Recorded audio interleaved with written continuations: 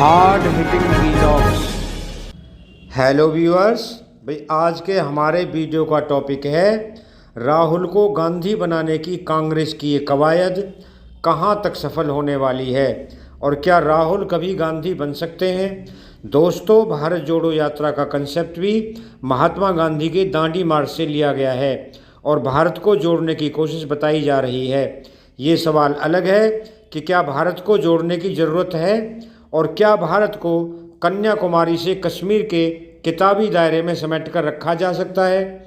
दोस्तों, शुरू में यात्रा के संयोजक दिग्विजय सिंह की बातों से तो लगा था जैसे भारत जोड़ो यात्रा विपक्षी दलों को बीजेपी के खिलाफ जोड़ने की एक कोशिश और हो सकती है।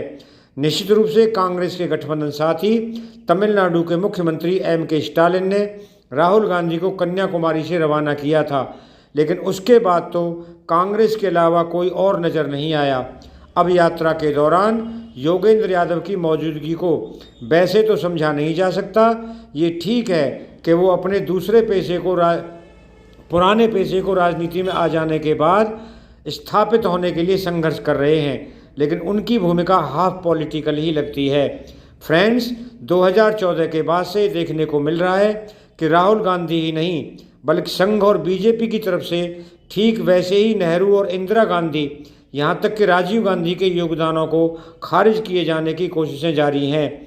दोस्तों, राजनीतिक धारणा बनने और बनाने की बात और है, लेकिन तकनीकी पैमाने पर ना तो 2014 से पहले की सरकारों के काम को पूरी तरह खारिज किया जा सकता है, ना ही अब कोई ऐसी उपलब्धि है जो पहले कभी देखने को नहीं मिली थी। अब अगर प्रधानमंत्री मोदी की तरफ से दावा किया जाता है कि अब लोगों को भारत में पैदा होने पर गर्व होता है या भारत के पासपोर्ट की वैल्यू पूरी दुनिया के लिए ग्रीन कार्ड जैसी हो गई है, तो ये सब भी काले धन लाने और 15-15 लाख अकाउंट में डालने जैसे चुनावी जुमले ही लगते हैं। व्यूअर्स, अगर आज बीजेपी के शासन में 5G आया है तो कांग्रेस की सरकार भी सूचना क्रांति की नींव रखी गई थी। अगर मोदी सरकार ने सर्जिकल स्ट्राइक किया है तो इंदिरा गांधी के शासन में भारत पाकिस्तान के खिलाफ युद्ध भी जीत चुका है। लेकिन कांग्रेस के पास फिलहाल कोई ऐसा नेता नहीं है जो लोगों को डंके की चोट पर यह बात समझा सके। ट्विटर पर हर वोटर नहीं है, ये नहीं भूलना चाहिए। व्यूअर्स, ऐसा भी नहीं है कि राहुल गांधी को एक नेता की जगह मजाक का पात्र बना देने के लिए सिर्फ संघ और बीजेपी का प्रचार तंत्र ही जिम्मेदार है। खुद राहुल गांधी भी गलती से मिस्टेक नहीं बल्कि ब्लंडर करते रहे हैं और भरी संसद में लाइव टीवी पर प्रधानमंत्री नरेंद्र मोदी के गले पड़कर आंख मार देना तो एक नमूना भर है। फ्रेंड्स, अगर नेहरू इंदिरा संघ और बीजेपी के निशाने पर बने रहते हैं और उनके शासन को नकारा और निकम्मा साबित करने की कोशिश होती है तो काफ़ी हद तक राहुल गांधी भी उसके लिए जिम्मेदार हैं।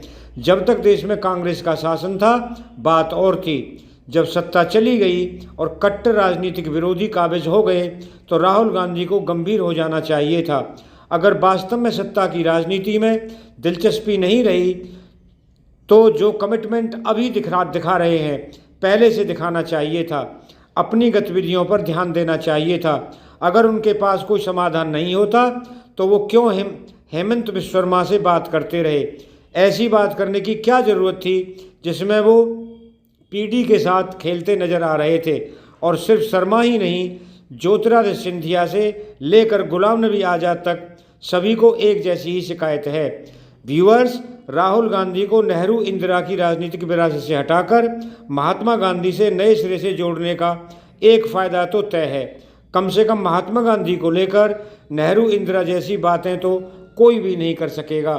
फ्रेंड्स, कांग्रेस अध्यक्ष चुनाव को लेकर सही तस्वीर तो अब आकर सामने आई है, लेकिन काफ़ी पहले से ही इसकी झलक दिखाने की कोशिश होती रही है। ये प्रयास राहुल गांधी की तरफ से ही हुई है और कांग्रेस नेताओं की ओर से भी। कैसे राहुल गांधी अध्यक्ष ना होकर भी कांग्रेस के नेता बने रहेंगे, मिसाल भी महात्मा गांधी की ही दी जा रही है। कांग्रेस नेताओं का कहना है महात्मा गांधी भी तो एक बार ही कांग्रेस के अध्यक्ष बने थे और हमेशा ही कांग्रेस के नेता रहे। बेशक विकिपीडिया के पेज पर महात्मा गांधी की political party Indian National Congress ही बताई गई है, लेकिन इसे अपनी राजनीतिक सुविधा के हिसाब से समझने की कोशिश की जाती रही है। एक बार सीनियर नेता अमित शाह ने महात्मा गांधी को लेकर चतुर बनिया वाले बयान से जोड़कर भी देखने की कोशिश कीजिए। फ्रेंड्स, राहुल गांधी की भी बार बार अपनी तरफ से यही समझाने की कोशिश कर रहे हैं कि वो भारत जोड़ो यात्रा में सिर्फ हिस्सा ले रहे हैं, नेतृत्व कतई नहीं कर रहे हैं। यात्रा के दौरान ही महात्मा गांधी की समाधि पर श्रद्धांजलि अर्पित करने की तस्वीर के साथ राहुल गांधी ट्विटर पर लिखते भी हैं, कोट, आज गांधी जयंती पर हम प्रण लेते हैं कि जिस तरह महात्मा गांधी ने देश को अन्याय के खिलाफ एकजुट किया था, वैसे ही अब हम भी अपना भारत जोड़ेंगे, अनकोट। राहुल गांधी की परवरिश और महात्मा गांधी की पृष्ठभूमि की तुलना करें तो कई चीज़ें कॉमन देखने को मिलती हैं। अगर राहुल गांधी देश के प्रधानमंत्री के परिवार में पले बढ़े तो मोहनदास करमचंद गांधी के पिता भी तो अंग्रेजों के ज़माने में दीवान ही थे। जैसे मोहनदास गांधी को अपने पिता ने पढ़ाई के लिए विदेश भेजा था, राहुल गांधी के साथ भी वैसा ही हुआ और दोनों ने बड़े एक सीमित दायरे में निकलकर भारत को करीब से जानने की कोशिश की है। ये बात अलग है कि कौन कितना सफल और असफल रहा। असफल तो शुरुआती दौर में मोहनदास गांधी भी रहे थे। दोस्तों, देखा जाए तो राहुल गांधी ने राजनीति तब शुरू की थी उनकी उम्र 34 साल थी। 2004 में वो पहली बार अमेठी लोकसभा का चुनाव जीते थे और संसद पहुंचे थे और महात्मा गांधी 1915 में जब दक्षिण अफ्रीका से भारत लौटे तो वो 46 साल के हो चुके थे। फ्रेंड्स, महात्मा गांधी ने जब भारत में काम शुरू किया तब उनके पास 2 दशक का अफ्रीका में काम करने का अनुभव था और भारत जोड़ो यात्रा से पहले राहुल गांधी का राजनीतिक अनुभव भी करीब करीब उतना ही है। दोस्तों, जो काम और अनुभव महात्मा गांधी ने दक्षिण अफ्रीका में हासिल किया वो राहुल गांधी भारत में ही करते आ रहे हैं और दोनों की कोशिश अपने अपने हिसाब से भारत को समझने और उससे कनेक्ट होने की ही है। सत्ता और दलगत राजनीति में जरा भी दिलचस्पी ना होने की बात तो राहुल गांधी कई बार बता ही चुके हैं। कुछ समय पहले ही दोहराया था, मैं अपने देश से प्यार करता हूं और भारत को जानना चाहता हूं, समझना चाहता हूं। अपनी परवरिश और पृष्ठभूमि की तरफ ध्यान दिलाते हुए राहुल गांधी कहते हैं, कोट, मैं सत्ता के बीच में पैदा हुआ, बिल्कुल बीच में, और बड़ी अजीब सी बीमारी है कि मुझे उसमें इंटरेस्ट ही नहीं है। मैं सच में ये बात बोल रहा हूँ, अनकोट।